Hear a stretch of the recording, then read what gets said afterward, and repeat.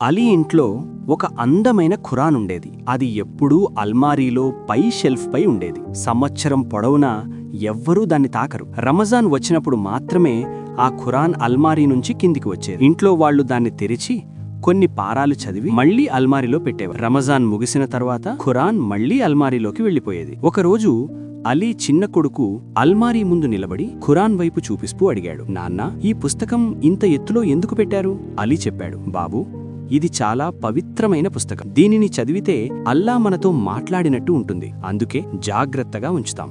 బాబు అమాయకంగా మళ్లీ అడిగాడు, అయితే మనం దీనిని రమజాన్లో మాత్రమే ఎందుకు చదువుతాం?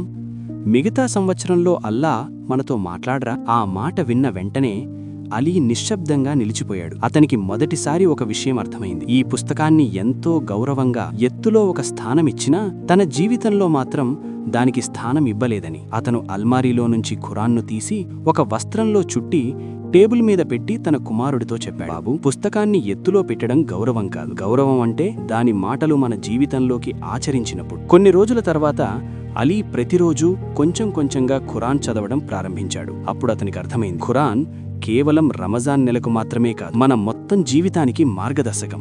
నీటి ఖురాన్ ఒక నెలకే కాదు, మొత్తం జీవితానికి మార్గదర్శకం. రమజాన్లో ఎక్కువగా చదవడం చాలా మంచిది, కానీ సంవత్సరం మొత్తం ప్రతిరోజు కొంచెమైనా చదవడం ఇంకా మంచిది. అవి కేవలం కొన్ని ఆయతులు మాత్రమే అయినా సరే. ఎందుకంటే ఖురాన్తో సంబంధం పుస్తకాన్ని ఉంచుకోవడం వల్ల కాదు, దాన్ని అర్థం చేసుకుని జీవితంలో ఆచరించడం వల్ల ఏర్పడుతుంది.